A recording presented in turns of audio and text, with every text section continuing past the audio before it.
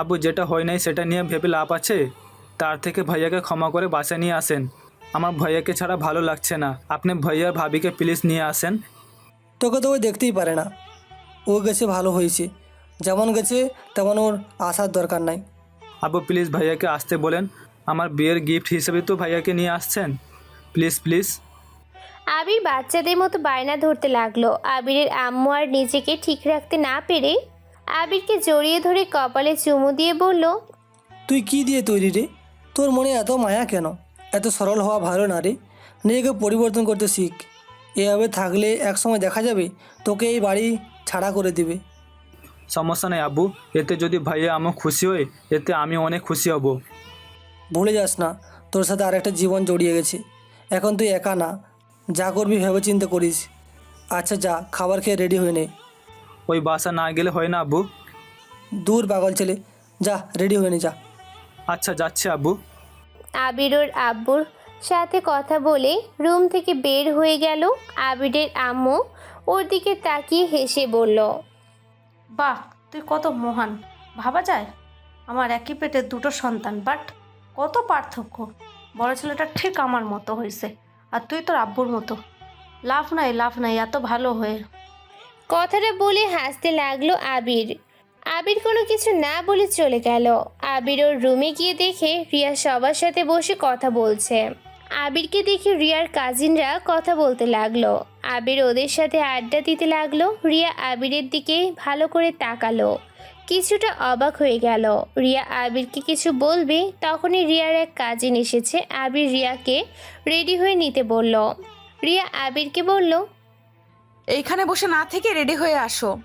আমি শুধু একটু চুল বাঁধবো আর মেকআপ করব। আচ্ছা করেন। আবির আলমারি থেকে পায়জামা বের করে নিল। ওয়াশরুমে চলে গেল। পোশাক পরিবর্তন করে আবির বাইরে আসলো। রিয়ার কাজিনরা আবিরকে ডেকে নিয়ে গেল। আবিরের ছাদে গিয়ে সবাই আড্ডা বসিয়ে দিল। অনেকক্ষণ পর আবিরের ফোনে কল আসলো। সবাই নিচে নেমে গেল। আবির রিয়া সবার থেকে বিদায় নিয়ে গাড়িতে উঠে পড়ে। গাড়ি আপন মনে চলতে লাগলো।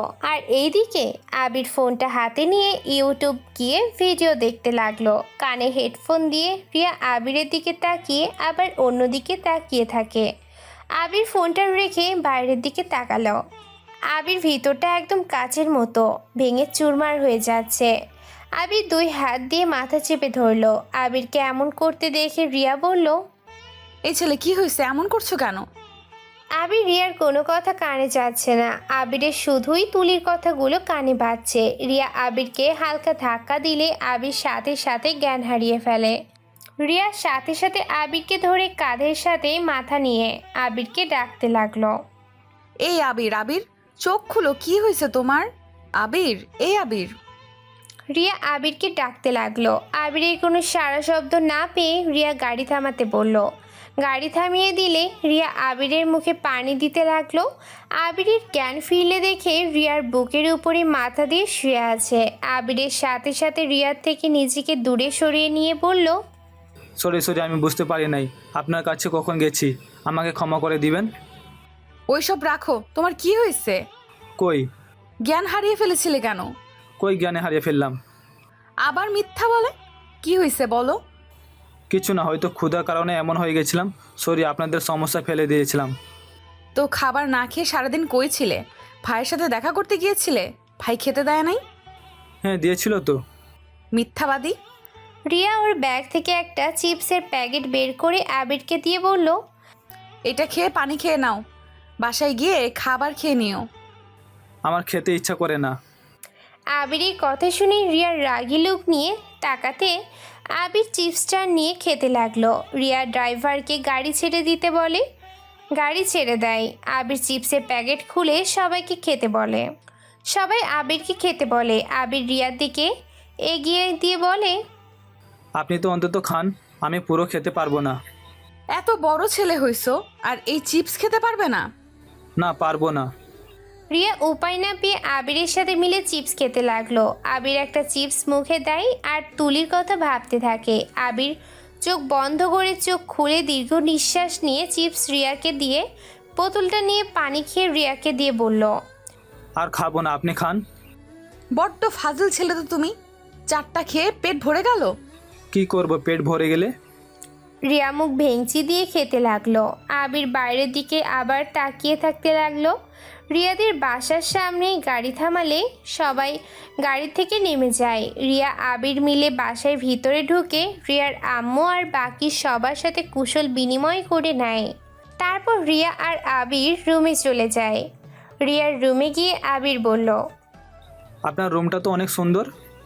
ধন্যবাদ। ওইদিকে ওয়াশরুম, ফ্রেশ হয়ে নাও, আমি তোমার জন্য খাবার নিয়ে আসছি। আরে না, সবাই কি বলবে? আমি সবার সাথে বসে খাবো, এভাবে একা খাওয়া ভালো দেখায় না। এত লেকচার দিতে বলছি, চুপচাপ থাকো, আমি কি করি সেটা দেখো। আবির ফ্রেশ হতে চলে গেল। ফ্রেশ হয়ে ওয়াশরুম থেকে বের হয়ে দেখে রিয়া খাবারের প্লেটটা টেবিলে রেখে দিয়ে গেছে। আবির খাটে বসে ফোনটা হাতে নিয়ে দেখে ওর ভাইয়া কল দিয়েছে। আবির ওর ভাইয়াকে কলটা ব্যাক করলো। কল রিসিভ করতে ওই দিক থেকে রাফি বলল, কিরে, শ্বশুরবাড়ি যাওয়ার আগেই জ্ঞান হারিয়ে ফেললি? ভাইয়া কোনো দরকার আছে কি? কি বলবেন সেটা বলেন। তোর অজ্ঞান হওয়ার একটা পার্টি রাখছি, আসবি নাকি পার্টিতে? হা হা হা, ধন্যবাদ আমাকে নিমন্ত্রণ করার জন্য। আপনারা এনজয় করেন। তা তো করবো। তোর কলিজার সাথে আমার কিছু ছবি আছে, দেখবি? ভাইয়া আমার কলিজা আমার স্ত্রী, বাইরের নারী আমার কলিজা না, তাই দয়া করে আমাকে বিরক্ত করবেন না। আমি ফোনটা রাখছি। আবির কলটা কেটে দিলে রিয়াকে সামনে থেকে চমকে যায়। রিয়া রেগে আবিরকে বলল, আমি তোর কলিজা মানে? ফাজলামি করস? আমি তোকে ভালোবাসি না, আমি তোর ভাইয়াকে ভালোবাসি। আমি তাকে ছাড়া কাউকে ভালোবাসতে পারবো না। আমাকে নিয়ে স্বপ্ন দেখা বন্ধ কর। রিয়া আবিরকে আরও কথা শোনাতে লাগলো। আবির রিয়ার কথাগুলো শুনতে লাগলো মনোযোগ দিয়ে, কিন্তু হাসি মুখে সব হজম করে বলল, আর কোনো কিছু বলার বাকি আছে থাকলে বলতে পারেন, আমি শুনতে রাজি আছি। কি? তুই কিসের তৈরি রে? তোর লজ্জা শরম বলে কিছুই নাই? লজ্জাশরম ওইটা আবার কি? স্টুপিড। রিয়া কথাটা বলে ওয়াশরুমে চলে গেল। আবির ফোনটা হাতে নিয়ে উঠে হাঁটতে যাবে, সাথে সাথে আবিরের কাজিনরা আবিরকে নিয়ে যেতে লাগলো। আবির সবার সাথে নিচে চলে যায়, সবার সাথে বসে গল্প করতে লাগলো। রিয়া পোশাক পরিবর্তন করে নিচে চলে আসে। রিয়া সবার সাথে বসে কথা বলতে লাগলো। কথা বলতে বলতে এক পর্যায়ে রিয়ার এক কাজিন আবিরকে একটা প্রশ্ন করে, আবির কোনো গার্লফ্রেন্ড ছিল নাকি? আবির প্রশ্নটা শুনে বলতে লাগলো, সবার জীবনে প্রেম আসে, আমার জীবনেও এসেছিল। তার ভাগ্যই আমি ছিলাম না, নাকি সে আমার ভাগ্যই ছিল না আমি জানি না, কিন্তু হ্যাঁ এখন আমার জীবনের সাথে জড়িয়ে গেছে। সেই আমার অতীত, বর্তমান, ভবিষ্যৎ। আবিরের কথা শুনে সবাই হাতে তালি দিতে লাগলো। রিয়াকে নিয়ে হাসাহাসি করতে লাগলো। রিয়া ওদের কথা মতো লজ্জা মাখা মুখ বানাতে লাগলো। আবির রিয়ার এমন ফেক হাসি দেখে ঠোঁটের কোণায় হাসি ফুটে উঠল। সবার সাথে গল্প করতে করতে অনেক রাত হয়ে যায়। রিয়ার আব্বু আম্মু সবাইকে খাবার খেয়ে ঘুমিয়ে যেতে বললে সবাই উঠে খাবার খেতে চলে যায়। আবির সবাইকে বলে খাবার খাইছে কথাটা বলে উঠে চলে যায় রিয়ার রুমে। রিয়া খাবার খেয়ে এসেছে দেখে আবির এক পাশে শুয়ে ঘুমিয়ে গেছে। খাবারের প্লেট যেমন তেমন পড়ে আছে। রিয়া মনে মনে বলল, না, আবিরকে তখন ওইভাবে বকাছকা করাটা ঠিক হয় নাই। কেন যে হুট করে মাথা গরম হয়ে যায়? ডাক দিব নাকি? না থাক, অনেক রাত হয়ে গেছে। রিয়ার কথাগুলো ভেবে এক পাশে গিয়ে শুয়ে পড়ল। সকালে ঘুম ভাঙতে আবির দেখে আজান দিচ্ছে। আবির উঠে অজু করে এসেছে। রিয়াকে ডাক দিয়ে বলল, এই যে শুনেন, উঠেন, নামাজ পড়বেন না? শুনছেন, উঠেন। রিয়া আবিরের ডাকে ঘুম ভাঙলে রিয়া ঘুম ঘুম চোখে বলল, কি হইছে? অত ডাকো কেন? নামাজ পড়বেন না? পরে ঘুমাতে দে। আরে ঘড়ির দিকে তো তাকান। রিয়া বিরক্ত হয়ে উঠে পড়ল। ওয়াশরুমে গিয়ে অজু করে আসলো। আবিরকে দাঁড়িয়ে থাকতে দেখে রিয়া বলল, কি হইছে? ওইভাবে দাঁড়িয়ে আছো কেন? আপনাদের তো মসজিদ আমি চিনি না, তাই বলছিলাম কি জায়নামাজটা যদি দিতেন। ওয়েট করো, আমি দিচ্ছি। আর এইভাবে বলছো কেন? জায়নামাজ দিব না নাকি? না মানে? দাঁড়াও। রিয়া আলমারি থেকে 2টা জায়নামাজ বের করে আবিরকে দিল একটা আর নিজে নিল। দুইজন নামাজে দাঁড়িয়ে গেল। নামাজ পড়া শেষে মোনাজাতে আবিরকে এভাবে কান্না করতে দেখে রিয়া যেন অবাক হয়ে যায়। নিজের মোনাজাত শেষ করে আবিরের দিকে তাকিয়ে থাকে। আবির মোনাজাত শেষ করে চোখ মুছে রিয়াকে বলল, কোরআন শরীফ আছে কি? আছে, দিচ্ছি, ওয়েট। রিয়া কোরআন শরীফ নিয়ে এসেছে, দিলে। আবির কোরআন শরীফ পড়তে লাগলো। রিয়া আবিরের কণ্ঠে কোরআন শরীফ তিলাওয়াত করতে দেখে মুগ্ধ হয়ে শুনতে লাগলো। অনেকক্ষণ কোরআন তিলাওয়াত করা শেষ করে আবির উঠে পড়ল। রিয়া আবিরের দিকে তাকিয়ে বলল, তুমিও অনেক সুন্দর করে কোরআন তেলাওয়াত করতে পারো। ধন্যবাদ। আমাকে শেখাবে তেলাওয়াত করতে? কেন, আপনি পারেন না? পারি, বাট তোমার মতো অত ভালো না। আমার আবারও শেখা লাগবে। আচ্ছা, সমস্যা নেই, আমার সাথে একটু চর্চা করেন, ঠিক হয়ে যাবে। ওকে। আচ্ছা, চা খাবে নাকি? না। সকালে কিছু খাও না নাকি? না। আবির রিয়াকে কোনো কথা বলতে না দিয়ে ব্যালকনিতে চলে গেল। আবির ব্যালকনিতে বসে থেকে বাইরের দৃশ্য দেখতে লাগলো। আবিরের আব্বু কল দিলে আবির রিসিভ করলো। আসসালামু আলাইকুম আব্বু। ওয়ালাইকুম সালাম। আবির, তোমার কলেজ চেঞ্জ করে দেওয়া হয়েছে। তুমি যে কলেজে ভর্তি হইতে চাইছো ওই কলেজে ট্রান্সফার করা হয়েছে। আবির কথাটা শুনে মুডটা অফ হয়ে গেল। আবির ওর আব্বুকে কিছু বুঝতে না দিয়ে বলল, ধন্যবাদ আব্বু, কবে থেকে জয়েন হব?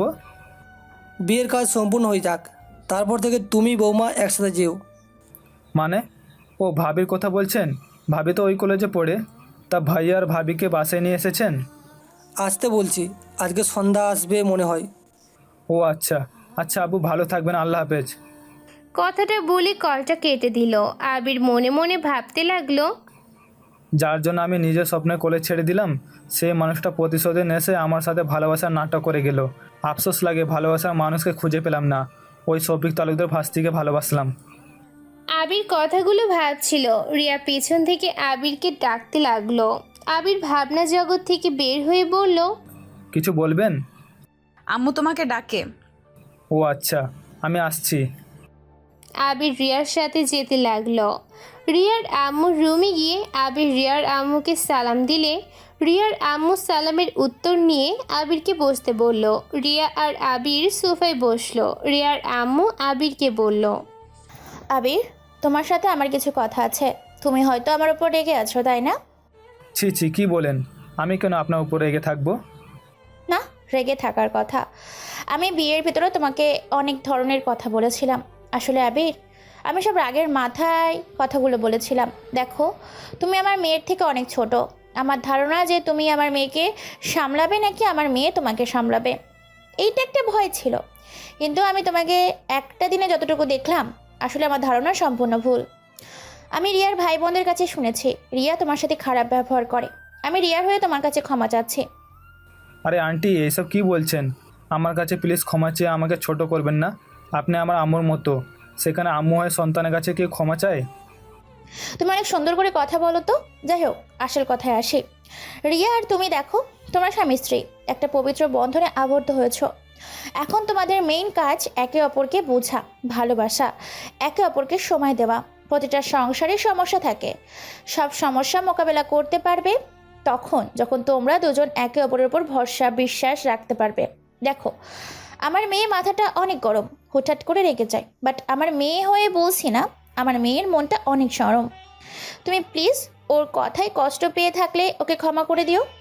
আর রিয়া, তুমি আজকের ওপর থেকে আবিরের সাথে খারাপ ব্যবহার করবে না। তোমরা দুজন কথা দিবে আমাকে যে তোমরা দুজন সারা জীবন একসাথে থাকবে, একে অপরকে কখনো অসম্মান করবে না। প্রিয় শ্রোতা বন্ধুরা, গল্পটির দ্বিতীয় সিজন এখানেই শেষ করা হলো। গল্পটি কেমন লেগেছে আপনাদের কমেন্টের মাধ্যমে জানাতে ভুলবেন না। চ্যানেলে নতুন হয়ে থাকলে চ্যানেলটিকে সাবস্ক্রাইব করে পাশে থাকা বেল আইকনে প্রেস করে রাখুন, যাতে করে আমাদের প্রত্যেকটি গল্পের নোটিফিকেশন আপনাদের কাছে সবার প্রথম পৌঁছে যায়। দেখা হচ্ছে গল্পের পরবর্তী পর্বে। ততক্ষণ ভালো থাকবেন, সুস্থ থাকবেন।